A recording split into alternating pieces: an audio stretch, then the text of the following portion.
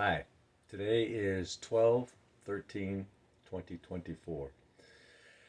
I'm going to show how to reduce up to 65% the glucose spike of pasta.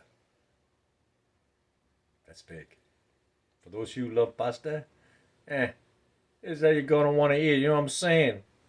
Spice things up a little bit. So what I do is I'll cook a big pan and I'll I'm talking a lot of pasta. I'll cook a whole bunch of pasta, and I'll when it's all done, I'll take a strainer, and what I'll do is I will rinse with cold water coming out of the faucet. So that's fine. I'll rinse the pasta noodles until they no longer feel tacky, sticky. That's that's what you want to get rid of, right? So yeah, so starch. So yeah, you just don't want a bunch of starch in there, right? Uh, so I'll keep rinsing my noodles, rinse, stir them around until they no longer feel tacky. They feel, I don't know, they don't stick together no more. They're no longer sticky. And then I'll keep siphoning the water out. Rinse, siphon. Dump it out, right, until they're no longer tacky. And then I'll let this sit in the fridge, no cover, right? The less fuss, the less muss. So just let them sit overnight to fully drip out, as dry as possible. And then what I'll do is I'll take them, and I have these large lids from containers that I keep really nice and clean all the time, ready to rock and roll whenever I need it. The moment that I need them, they're ready, right? I'm prepped, primed, ready to rock. So and then I'll take them and I'll just spread them out a little bit. And so this is what the trays look like. This tray's from plastic containers, get them around the holidays, a whole bunch of little containers. They come with the lids. I use them for other things. Go and pick in my garden stuff. I'll grab one of the containers those lids go to, and fill my containers with some produce. You know what I'm saying? So, and then what I'll do is I'll spread them out fairly evenly on one of those trays, right? And this is what they look like. And so just kind of lower you down a little bit here, okay? And so this is what they look like. So here I've got a big pan. So I got 4 stacks here. So I got 4 stacks of well-cooked pasta, and I'll freeze those for a minimum of 24 hours. And what happens in that process is the glucose, right, carbohydrates and all those goodies, they bond tighter together in that cold. So when you take them out to eat them, even when you warm them up, a lot of them are still tightly bonded. And so by the time they hit your small intestine, get into your large intestine, which no digestions happen there, you've got up to a 65% absorption of the sugars and the carbohydrates, but you still feel like, I ate a lot of pasta. Not really. It just feels like it. But that's what you want to do. You want to fool the brain into thinking that it's happy. Fool the little microbes in your gut. Oh, there's so much here. I'm not going to tell the brain I'm hungry. So, it's camouflage, a form of camouflage. So, what we're going to do here is I've got a freezer. Obviously you want a freezer that, you can fit these kinds of things into. And so you can stack them on top of each other. Because it's plastic, you can just twist them like an ice tray, and it all just busts right loose, right, like an ice tray. You just give it a little angle twist on either side, opposite angling, and what I do is I'll kind of bust them up a little bit, put them in a big Ziploc baggie. Don't need to vacuum pack them, right? So if you're gonna leave stuff for over a year, I'd recommend you do vacuum seal. But around here, my fresh stuff gets eaten as soon as possible.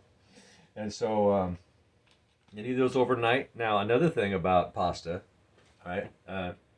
You really want it's the best thing to do when you if you want to eat pasta and keep your mitochondria and your senescent cells, your mitochondria healthy and your senescent cell low, your epidemiology, you know, feeling great. You want to actually think ahead of time. Cook your pasta noodles the night before, knowing you're going to have pasta the next night, and leave them in the fridge. Leave them in the fridge overnight. You can get about 35% reduction in glucose spikes, right? And so I just leave those in overnight, or till I get around to it. You know what I'm saying? So and then take them out, bust them loose, put them in my Ziploc baggies, and ready to go. So if we plan a little bit ahead on our meals, it's really amazing what changes as far as our health goes. Um, I feel that our health is worth it. I think you do too. Yeah. And so by putting a little extra time into our health, which is basically to keep ourselves safer, who doesn't want to feel safe, right? Safe can be evasive, right? Sometimes invasive. So I'll leave these overnight, bag them, tag them, date them, all that good stuff. And that is the healthiest way. If you want to eat pasta, I mean, probably most people like pasta, but if they knew how to eat it in a way that is most healthy, because what I do is I'll take the pasta, and I got a lot of garden stuff that I have in my freezers, and I'll just take out my organically grown foods. They're already all chopped up in my freezer. When I pick something from my gardens, I'll bring it in, get a certain quantity built up in the fridge, over a day or so, or maybe I'll have all the quantity I can handle right then and there from the garden, and I'll prep it. I'll prep my food in the way that I plan on serving it directly from the freezer, so that I don't have to fiddle with it. I fiddle once and I fiddle no more. I don't even have to go on the roof. I don't have a fiddle, but I got a guitar. I don't know if that works or not. So, and that's it for this, because this is, pasta is really a generic type of American food, and probably is in many places of the world. And if people really took out the time to prepare it maximally healthy, there'd be a lot less, vascular disease and diabetes and so many other diseases that are caused from spiking of the glucose. I keep my glucose like this 24 hours, almost 24 hours a day. I eat my meal, it spikes with the meal, but then what it does is it comes down. But because I train my metabolism to not go down, it's like it goes up, comes down after my 5 o'clock meal. After I eat after 5, only one meal, and then it just kind of hovers there. It might dip it a little bit, but I don't feel it. When you dip too far, you start to feel shaky. Oh, something's wrong with me. I need to eat something now. Where's that Snickers bar? Where's that bag of candy? Whatever. Because the body's telling you need to, balance that. You need to get some sugar back in there. So, this is the healthiest way to eat pasta. Now, there's just studies that are, I think, that are the necessity. I was saying it perfectly earlier today. Ethnicity, right? Ethnicity of studies, and what I do is I follow the process as they're doing the studies. So I stay on top of the latest scientific biological science that's going on at the universities and independent studies from people that are trying to figure out what's killing us, right? So I stay on top of that most days, see where they're at with certain studies and research. And this was one of the ones that there was multiple studies done on this using different methods, and they all got the same answer. that's the kind of kind ethnicity. You know what I'm saying? Um, and so I follow the general rule. Whatever has the mean, that's the highest mean of empirical information available to this day. What is it today that where we're at with this thing or that thing? Or it could be physics, it could be biology, it could be medical, it could be dietitian, it could be exercise, right? I like to stay on top of the science as we move forward with what we didn't know yesterday that now we know. I like that up here. I enjoy learning every day. If I ain't learning something, not just a few things, if I ain't learning a bunch of stuff every day, I don't feel right. I love to learn. And that's what having a healthy body does when we're cleansed, when we finally get ourselves cleansed. I think it took me about 2 years, going from 205. I got down to 134. That wasn't working for me, so I went back up to 145 now.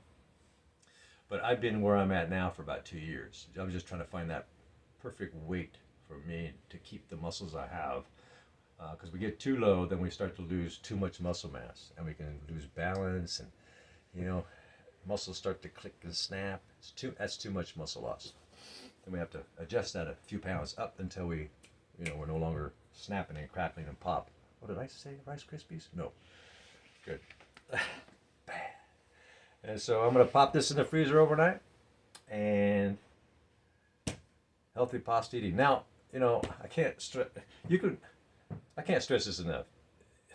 You could throw some meat on here, of course. Anchovies or sardines would be best. But if you take some lean turkey or chicken breast, slice them in little tiny pieces, or run them through a meat blender if you got one. I typically, it's turkey season, right? So I chop them in tiny little, little, right? Tiny little pieces. And I use a spoon when I eat my pasta. I don't use a fork because I want to mix it up, So I use a spoon because I break my noodles up in little pieces when I cook them, so I can spread them out nice on my trays. And it all goes down the same tube, so I don't care about twisting it with a fork. That's okay. So, all right. So, I hope that you can, maybe incorporate this healthy process into your permanent lifestyle, permanently, and you'll feel so much better over time if you do that with if you investigate all the kind of foods that you eat. Make sure it's not from a bag, a jar, a box. That's so loaded with poisons. It's just so preservatives and dyes and artificial flavorings and colorings. And, oh my gosh. It's truly poison for especially people who are hypoallergenic like me to anything that's not natural. So anything that's not natural, I didn't know that as a kid. Anything that's not natural as far as food intake was killing me over time. So now that I'm got myself all cleaned up, took a shower inside, let it all wash away. I don't take no medications at all. I just saw the doctor a week and a half ago. Had what's called a lipoprotein test. A lipoprotein test checks basically your mitochondria,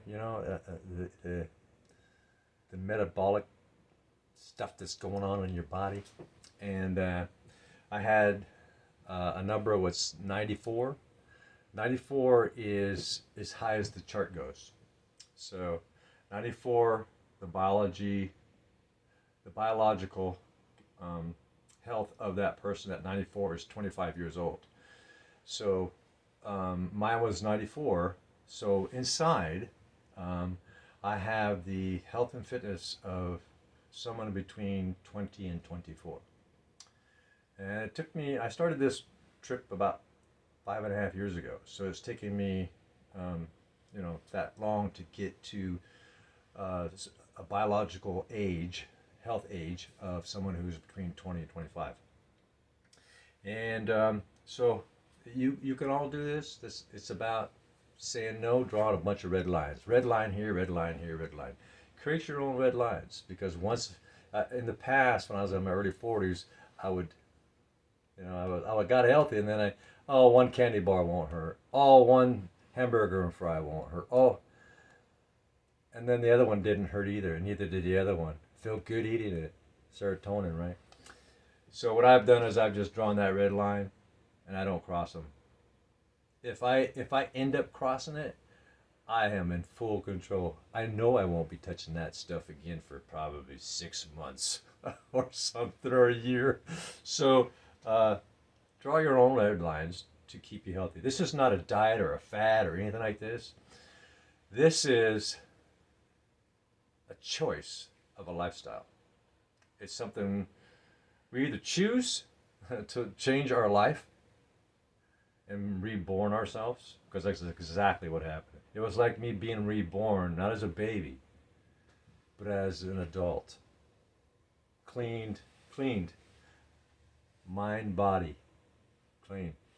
It's amazing. I'm like this all the time. In fact, my brain goes so fast I kind of stutter. It's going faster than what my mouth can say it. So, yeah, I hope you take this to your heart, literally, and enjoy a better life. I've never felt this better in my entire life, and I'm 66 years old. I don't feel 25. I feel more like 18 or 17, and everything's functioning just like a 17-year-old. Ain't no problem here, babies. So we got what's called chronological age, and then we have biological age. I don't know if you've ever seen those children who are 10 years old. Their chronological age is 10, but their biological age is 90. Well, that goes for all of us. Some of us, it's based on our genes. You know, we either born with it or we're not. But we all age differently, right? Chronological age is just something. Don't pay no attention to that noise. That's just noise, right? That's just noise. Chronological age is noise. If you really want to know how old you really are, go get a lipoprotein test. I think it's EPFG or something, or EGFP. You'll find out. And you want to be as high to that 94 as you can possibly get. 3.5 years ago, my biological age was 38.7. 3.5 years ago. So I've taken off a decade off of my age in the last couple years or so, 2.5 years, whatever. And I'm starting to go through the diaper lines. How expensive are diapers nowadays? But you get my point. And you have a healthy day and live. Bye-bye now. Good luck.